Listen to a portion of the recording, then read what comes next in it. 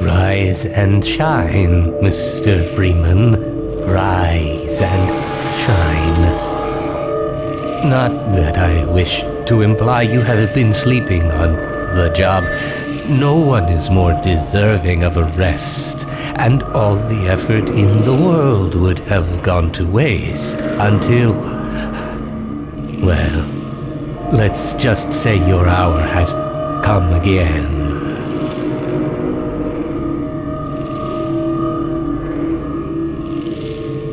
The right man in the wrong place can make all the difference in the world.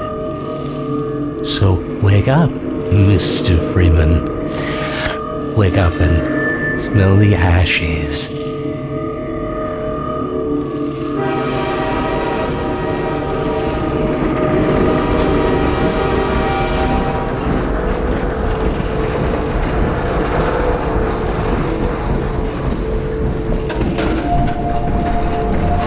I didn't see you get on.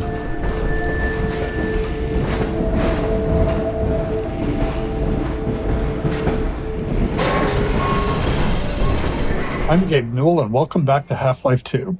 It's been a long 20 years since its release.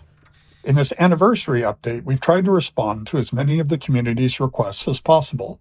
And while this might not be the absolute #1 request from fans, I often hear how much people would like a commentary mode, so we're excited to finally make that happen.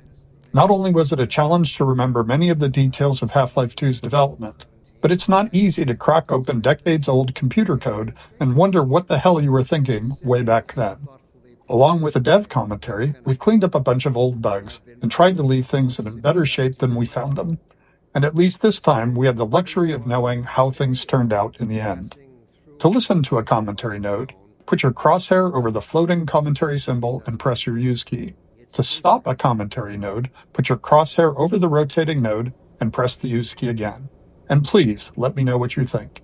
You can reach me at gaben@valvesoftware.com. Thanks, and have fun. Physics objects. It might be hard to remember it now, but back when Half-Life 2 came out, small objects in games, like these bits of trash, were usually static, as in they didn't really move, or if they did, it was in a very simple way. If you were lucky, they might break apart into some sprites if you hit them.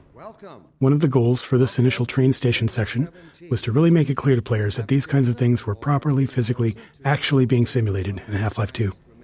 They could be picked up, dropped, thrown, broken, moved by other forces, you name it. Here we're starting with just a small thing, showing that trash is being blown by the arrival of the train, or, more specifically, an invisible volume that's triggered by the player leaving the train. City 17 my home. Train station. The beginning of a Half-Life game has a big job to do. We have to introduce players to a new world while teaching them how to interact with it. Players need to quickly grasp what's happening, who the key players are, what threats they face, and how they fit into it all. Above all else, it has to be as fun and interactive as possible. Nailing this takes a lot of iteration and playtesting, especially on the small moments that make up a bigger picture of the game. In this section, we'll highlight some key moments, game design problems, and a few playtests where things didn't quite go as planned. Sweeping Vortigaunt. Another key moment of storytelling, and another nod to the physics system. Here we're showing how Vortigaunts fit into this new world, which is a big shift from their Half-Life 1 role as enemies. Like so many moments in Train Station, the Sweeping Vortigaunt came from our constant hunt for ways to show characters interacting naturally with a physics system.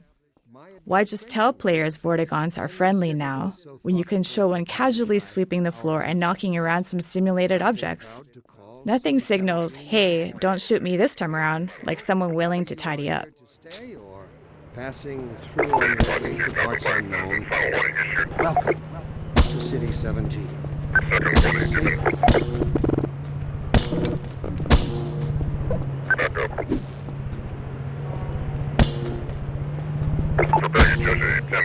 be advised.